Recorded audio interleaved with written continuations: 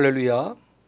오늘도 굿TV와 함께 하시는 여러분들을 주님의 이름으로 사랑하고 축복합니다. 우리는 계속해서 가나안의 영성을 통해서 가나안 땅까지 도착한 이스라엘 백성들이 가나안의 7 족속을 쫓아내는 과정을 통한 영적 원리를 살피며 우리가 은혜를 나누고 있습니다. 드디어 가나안 땅에 도착했을 때 최초로 여리고 성을 무너뜨리는 여호수아서 6장의 말씀을 우리는 통해서 은혜를 받고 있습니다.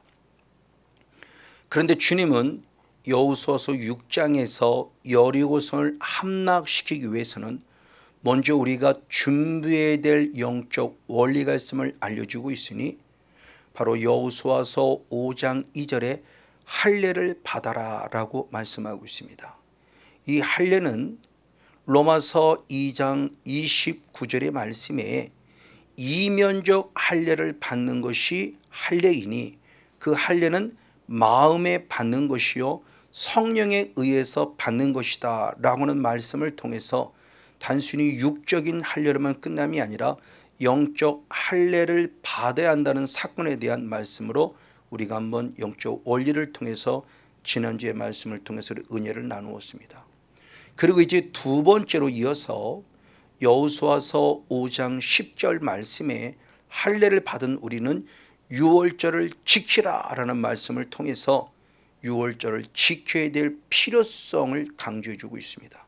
즉 할례를 받고 유월절을 지킬 때 견고한 성인 여리고성, 즉 우리 안에 견고한 성인 우상숭배의 영, 그 우상숭배의 영을 철저하게 우리는 눌러야 된다는 사실을 우리는 철저히 인지하고 그 어둠의 영과 싸워 이기는 삶에 대한 모습을 생각해 보게 되죠. 자, 그러면 이 유월절을 지키라는 말씀을 그냥 일반적인 큰 폭으로 보면 예배가 회복돼야 된다라고 말씀할 수 있을 겁니다. 그러나 저는 조금 더 또 다른 관점으로 살펴보려고 그래요. 먼저 유월절 그러는 것은 출애굽기 12장 13절과 14절의 말씀을 통해서 보면 하나님이 이스라엘 백성을 애굽에서 끄집어냈을 때 그냥 구원함이 아니라 피를 통해서 재앙이 넘어감으로 말미암아 이스라엘 백성을 구원한 날이에요. 이 날을 지키라고 그랬으니 여호와께서 우리 주신 거룩한 절기라고 말하며 아주 중요한 영적 원리가 유월절은 반드시 피의 절대적 연관성이 있음을 말씀해 주고 있죠. 이에 히브리서 기자 역시도 히브리서 11장 28절 말씀을 통해서 믿음으로 유월절과 피 뿌리는 예식을 정하였다라고 표현하며 그때 우리가 멸망을 당하지 아니하고 건드림 당하지 않기를 원한다고 말하며 유월절은 반드시 믿음 안에서 피의 연관성이 있음을 가르쳐 주고 있다는 사실이죠. 맞습니다. 바로 유월절에 피가 필요해요. 그럼 이 피는 뭐냐?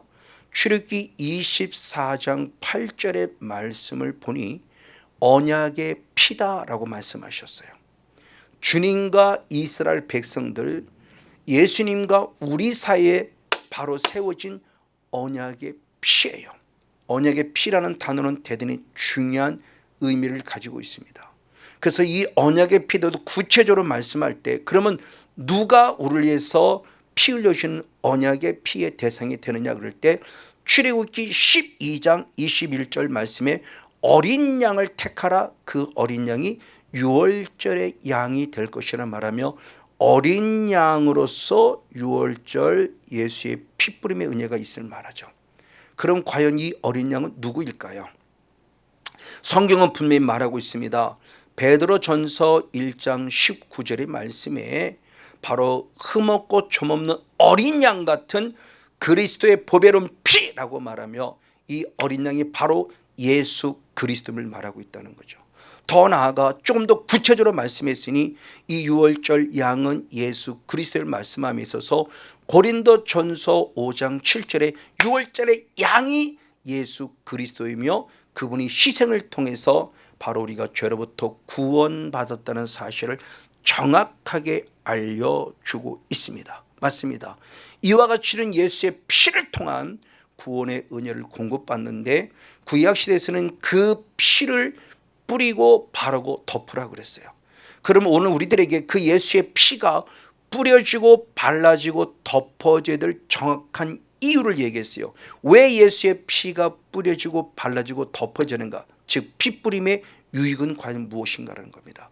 그 첫 번째가 마태복음 26장 28절의 말씀을 통해서 보면은 우리들에게 제3을 위하여 많은 사람을 흘리는 바 바로 언약의 피다라는 말씀을 통해서 예수의 피로 하면 가장 먼저는 우리에게 죄 사함의 은혜가 있음을 성경은 가르쳐 줍니다. 그래서 사도 요한 역시도 세례 요한을 통해서 한 말을 말할 때 요한복음 1장 29절의 말씀에 예수 그리스도를 바라며 보라 세상 죄를 지고 가는 하나님의 어린 양이다 라고 말씀하며 그 어린 양의 보혈의 능력으로 세상 죄 우리 더럽고 추한 죄가 사함받음에 대한 부분이 제시해 주고 있습니다. 맞습니다. 이와 같이 예수의 피뿌림의 은혜가 신앙의 단계에 따라 계속적으로 진행됨을 가르쳐 주고 있으니 레위기 4장 34절의 말씀에 가장 먼저는 어린아이 신앙의 단계로서 마당들에 들어왔을 때 번제단에서 피를 뿌리라 라고 말해요. 가장 먼저는 번제단에서 피 뿌림으로 말미암아 죄 사함을 받을 것에 대한 부분을 말씀하고 있다는 겁니다. 그리고 한 단계 신앙의 성장에서 성소의 영성까지 들어와야 돼요. 성소의 영성까지 하는 것은 청년의 신앙의 단계로서 바로 분향단 앞에서 또 피를 뿌림으로 죄사함을 받으니 레위기 6장 7절에 말씀하고 있습니다. 분향단에서 피를 뿌려라 라고 말해요. 그래서 한 번 더 우리 신앙이 성장했지만 분향단 앞에서 또 피를 뿌리는 회개가 필요함을 말하고 있죠. 그리고 한 단계 또 나아가 아비의 신앙까지 자라야 되는데 아비의 신앙까지 자라기 바로 직전에 휘장을 통과해야 됩니다.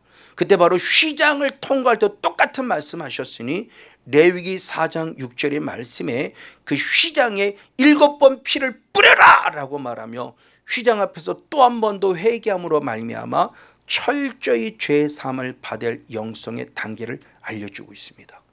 7번이라는 것은 그냥 단순히 숫자로서 7번이 아니라 더 온전히 십자가에 무릎 꿇는 회개자가 되어 필요성을 강조해 주고 있죠. 그리고 한 단계 더 나아가 이제 지성소의 영성까지 들어왔습니다. 아비의 신앙을 할 수 있을 겁니다. 그 아비의 신앙마저도 주님 얘기할 때 레위기 16장 15절의 말씀에 그 피를 속죄소 위와 속죄소 앞에 뿌려라 라고 말하며 우리 신앙의 단계에 따라 계속 피뿌림을 통해서 죄사함을 받아야 할 영적 원리를 알려주고 있다는 거예요. 너무너무 중요합니다. 맞습니다. 이에 사도 요한은 요한일서 1장 7절과 9절 말씀을 통해서 예수의 피로 깨끗하게 죄사함 받을 것을 말씀하신 바로 이 사도 요한은 우리가 언제 자백할 때 우리 죄가 깨끗해지고 죄사함을 얻을 것이라고 말씀했다는 사건은 아주 중요한 영적 원리를 알려주고 있죠. 어린아이 신앙은 어린아이 신앙에 맞게 번제단에서, 청년의 신앙은 청년의 신앙에 맞게 분향단에서, 아비의 신앙은 아비의 신앙에 맞게 휘장과 더 나아가 속죄소에서 반드시 예수의 피로 죄 사함을 받을 것을 말씀해 주고 있습니다. 그리고 두 번째로서 예수의 피는 우리를 무엇하느냐?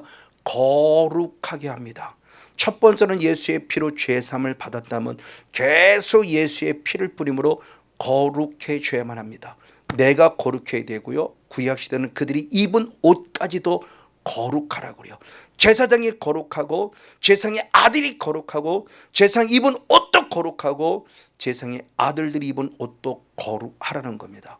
그래서 출애굽기 29장 21절 말씀에 제사장이 피를 뿌림받아야 되고 그 옷에도 피를 뿌림받고 아들들과 그들의 옷은 피를 뿌림받음으로 말하며 거룩해야 한다라고 말씀을 통해서 피 뿌림의 언약가 얼마나 중요한 것을 다시 우리들에게 친히 말씀해 주고 있죠. 이런 말씀을 우리는 계시록의 말씀을 살펴볼 수 있습니다. 신무리들이 있어요. 신무리들이 고난 속에서 나오면서 그들이 당당하게 깨끗한 세마포 옷을 입은 걸 축복하고 칭찬하는 계시록 7장 14절의 말씀을 봅니다. 그럼 이 신무리들이 입은 그 깨끗함을 입은 그 세마포 옷은 단순히 죄 사함을 받았다는 차원을 뛰어넘어 고난이란 과정 속에서, 환난이란 과정 속에서 더 깨끗한 옷을 입었다는 것은 그만큼 그들이 거룩한 영성을 가진 자가 되었기에 신무리에 포함될 수 있었다는 거죠. 그러니 죄사함의 단계를 뛰어넘어 이제는 거룩성에 이르기까지 자라가는 하나님의 거룩한 영적인 무리가 될 것을 우리에게 축복해 주고 있습니다. 맞습니다. 그래서 이 말씀을 히브리서 기자는 말할 때 히브리서 9장 19절과 21절에 말씀했을 때 바로 책과 백성들에게도 피를 뿌렸다 그랬어요. 그 책은 중요하게 세번역 성경에서는 언약책이라고 그랬고 현대인 성경에서는 율법책이라고 그러며 하나님의 말씀이 기록된 책에도 예수의 피가 뿌리되고 그걸 읽는 백성들도 예수의 피가 뿌리되고 21절의 말씀은 성막에도 예수의 피가 뿌리되고 성막에서 임하는 모든 성구들에게도 예수의 피가 뿌리될 것을 말씀하고 있어요. 왜요? 예수의 피 뿌림의 은혜는 확실합니다. 그래서 히브리서 13장 12절의 말씀에 그 피 뿌림을 통해서 백성을 비롯하여 모든 성막과 성구들까지 거룩하게 위함이라고 성경은 분명히 말씀하고 있다는 사실입니다. 그러니까 핏뿌림을 통해서 죄사함을 받았을 뿐만 아니라 계속적인 핏뿌림을 통해서 우리는 거룩성에 이르러야 한다는 겁니다. 이 거룩은 또 다른 말로 말하면 결국 뭐냐? 성령을 선물로 받으라는 거예요. 그래서 세 번째 예수의 피를 뿌림으로 성령을 선물로 주신다고 말씀하고 있죠. 그래서 요한복음 16장 7절 말씀에 예수님이 십자가에서 죽으셨고 그리고 3일 만에 부활하셨고 그리고 40일간 이 땅에 계시다가 승천하여 아버지께로 올라갈 때 예수님이 떠난다라고 표현했어요. 예수님이 떠나가는 것에 어떤 유익을 주느냐 할 때 보혜사를 보내기 위함이다 라고 말씀을 통해서 이 보혜사는 바로 성령이니 성령이 우리에게 임하심에 대한 모습을 보여주죠. 그래서 요한복음 14장 26절은 보혜사 곧 아버지께서 내 이름으로 보내실 성령 그러며 보혜사가 성령을 예약하며 이 성령이 내 안에 기름 부어질 때 거룩성을 회복하게 되며 거룩성을 통해서 하나님의 영광을 올려드릴 수 있다라고 하는 은혜를 통해서 핏뿌림의 은혜가 결국 성령을 받는 은혜까지 주시죠. 그래서 사도행전 2장 38절 말씀에서도 회개하라 제사함 받을 것이요 성령을 선물로 받으리라 라고 말씀하셨어요. 바로 이런 은혜를 통해서 반드시는 성령을 선물로 받아야 돼요. 그리고 네 번째로 이제 왜 성령을 받을 이유와 핏뿌림의 은혜의 유익이 결국 뭐냐? 히브리서 2장 14절의 말씀을 통해서 보면 예수님이 우리와 같이 육체를 입은 이유는 사망을 당하신다. 즉 십자가에서 죽으셔 피 흘리신다. 왜? 사망의 권세를 잡은 자 마귀를 멸하시기 위함이다 그래요. 즉 우리가 성령을 힘입어서 계속 예수의 핏뿌림을 받아서 회개하여 죄사함 받고 성령을 선물로 받을 때 우리는 당당히 마귀와 멸하여 싸워 이기는 자가 될 수 있다는 영적 원리를 알려주죠. 그리고 마지막 다섯 번째가 이제는 예수의 피를 뿌림할 때 어떤 영적인 유익이냐? 재앙이 우리를 넘어간다는 겁니다. 재앙이 우리를 건들지 못한다는 거죠. 대표적으로 출애굽기 12장 13절 말씀이죠. 피가 뿌려질 때 재앙이 다가왔다가 넘어갔다라고 말해줍니다. 맞습니다. 바로 저주를 축복으로 바꿔주는 은혜가 있음을 말해주고 있죠. 그걸 신약시대에 있던 베드로도 똑같은 말씀을 했습니다. 그래서 베드로전서 1장 18절 19절의 말씀에 조상으로부터 유전되어 내려오는 망령된 행실에서 우리가 깨끗할 수 있는 것, 구원받을 수 있는 것은 금이나 은이 아니라 바로 어린 양이신 예수 그리스도의 뿌려진 보혈, 예수님이 흘리신 예수의 피로만 가능하다는 것을 통해서 예수의 피를 통해서 삶의 저주를 끊어내고 새로운 축복의 모습에 설 수 있음을 알려주고 있죠. 그걸 조금 더 구체화시킨 자가 사도 바울이죠. 그래서 사도 바울은 갈라디아 3장 13절 14절을 통해서 예수님이 친히 십자가의 지심으로 저주를 받으셨고, 저주를 받음을 끝남이 아니라 14절의 말씀에 아브라함의 복이 우리에게 임하기를 원하는데, 그 아브라함의 복이 단순히 물질적인 복이 아니라 약속된 성령을 받게 하기 위함이다. 약속된 성령으로 인침받기 위함이라 말하며, 바로 삶의 저주를 축복으로 바꿀 때 성령 받게 하시는 은혜가 있음을 말하죠.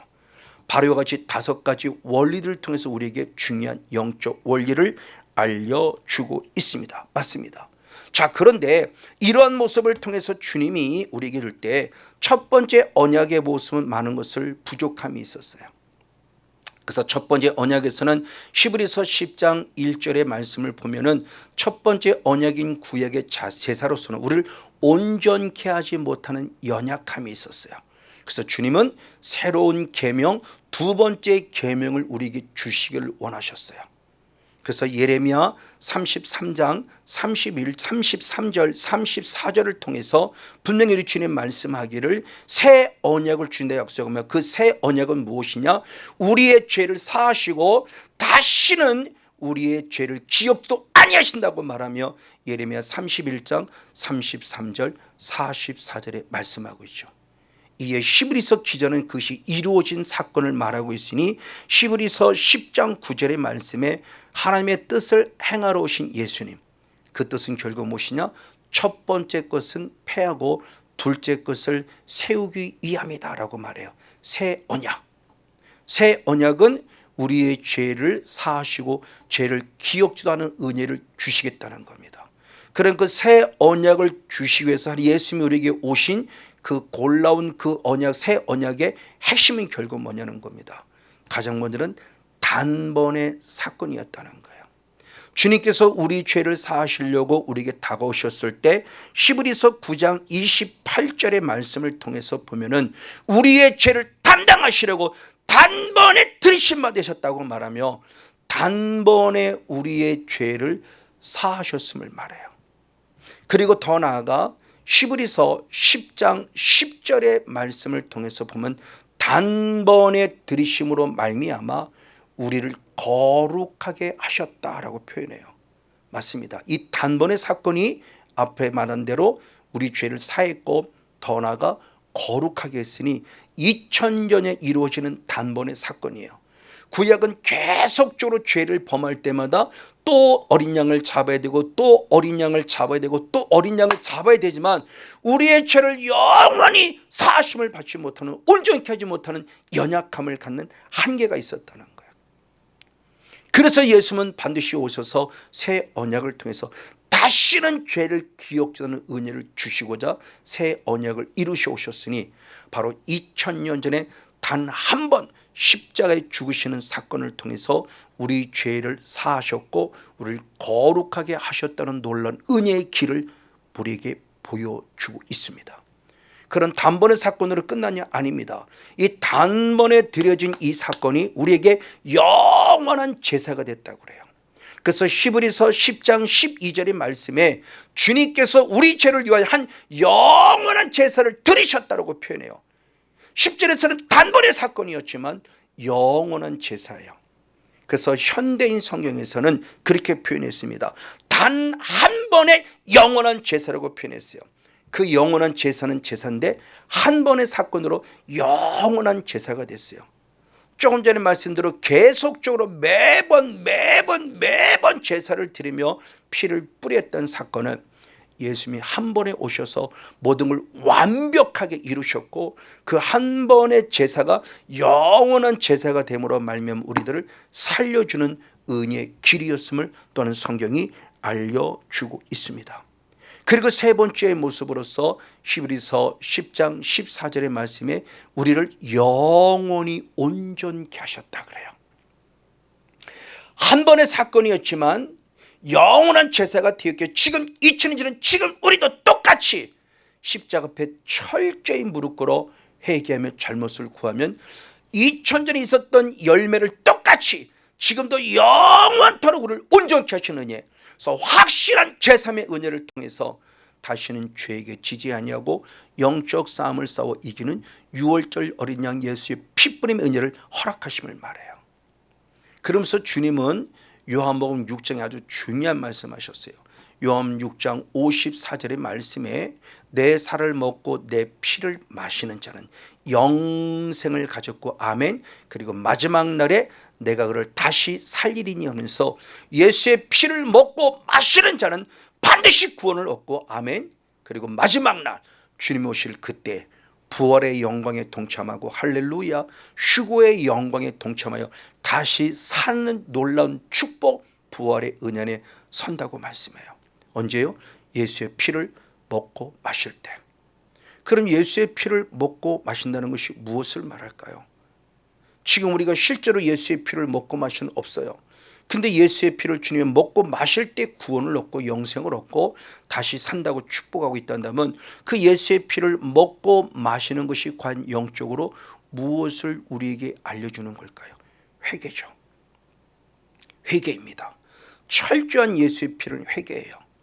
그래서 성경의 말씀에서 우리 구약성경 출애굽기 29장 우리 38절 39절의 말씀을 통해서 본 상번제라고 그래서 항상 드리는 번제 은혜가 있음을 말해요.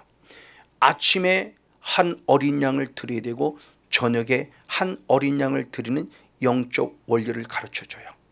맞습니다. 이 부족한 주의 종이 하나님을 인격적으로 만나고 이 말씀을 제가 인지하지 못했을 때 저는 이 피뿌림의 은혜를 실제 삶의 영역에서 적용했어요. 지금도 새벽같이 딱 일어나면 가장 먼저 나의 머리부터 발끝까지 예수의 피가 뿌려지고 발라지고 덮어질 원하는 철저한 피뿌림의 은혜를 구해요. 그리고 하루를 지내고 하루를 마무리 지으며 바로 잠자리에 들기 직전에 다시 한 번 더 예수의 피가 내 머리부터 발끝까지 영과 혼과 육에 뿌려지고 발라지고 덮어지는 철저한 회개를 통해서 제3을 공급받는 은혜를 실제적으로 경험하고 적용하고 있다는 거예요. 아침 저녁으로 상번제. 그리고 그때마다 죄를 보면 또 물론 예수의 피를 뿌리는 회개가 필요하겠죠. 맞습니다. 이와 같이 끊임없이 회개하는 자가 되어야 될 필요성을 가르쳐 줍니다. 그럼 회개할 때 어떤 영적인 유익을 얻을까요? 그 회개를 통해서 영적 유익을 얻는 원리를 알려주니 사도행전 2장 38절의 말씀을 보니 회개하라. 그리하면 죄사함을 얻을 것이고 더 나아가 성령을 선물로 받으리라고 주는 반드시 축복하고 있다는 것입니다. 맞아요. 그 피를 뿌림받음에 바로 복된 자의 반열에 설 수 있는 은혜가 있음을 가르쳐 주고 있습니다. 성령을 선물로 받아요. 죄사함을 받은 자에게 성령을 선물로 주세요. 그러면 성령을 왜 선물로 주실까요? 여러 가지 많은 성령을 주시는 은혜가 있지만 성경의 말씀에 실제적으로 하나님을 인격적으로 만났다면 우리에게 주시는 거룩한 능력이 있으니 드나미스라는 은혜를 통해서 능력을 통해서 악한 영과 싸워 이기라는 겁니다. 예수님이 친히 그 길을 걸어가셨으니 마태복음 12장 28절 말씀에 하나님의 성령을 힘입어 귀신을 쫓아내면 하나님의 나라가 이미 임하였느니라고 말하며 하나님 나라가 회복됨에 대한 부분을 약속하는데 귀신을 쫓아내는 거예요. 우리 안에 여리고성, 그렇죠. 우리 안에 여리고성은 결국 내 의도와 의지와 상관없이 혈통이라는 합법적인 통로를 타고 온 우상숭배의 영이 우리 안에 자리 잡은 바로 견고한 성입니다. 이걸 바로 성령을 힘입어서 우상숭배의 악한 영을 쫓아내면 우리 안에 하나님의 나라가 이루어짐에 대한 부분을 분명히 말씀해 주고 있습니다. 이에 사도는 하나 더 말씀했으니 디모데후서 2장 25절 26절의 말씀을 통해서 보면 참 중요한 말씀하시니 오늘부터 징계하라. 그럼 저희가 회개할 것이고 회개할 때 진리를 안다고 표현하고 26절에 넘어가서는 결국 마귀를 쫓아낸다고 말하며 그때 하나님의 뜻을 알아 주님의 뜻대로 살 수 있음에 대한 부분을 성경이 밝히 보여주고 있어요. 왜 내가 안 될까요? 바로 성령의 바로 기름 부음의 은혜가 필요하지 못했기 때문이죠. 언제? 회개를 통해서만 가능합니다. 그래서 계시록 21장 바로 7절 말씀에 반드시 이기는 자가 돼서 하나님 나라를 유업으로 공급받고 더 나아가 하나님은 나의 아버지가 되고는 하며 자녀가 되는 축복의 반열에서는 영적 축복의 주인공 우리 모두가 되어지기를 예수님의 이름으로 간절히 축복하고 축원을 드립니다.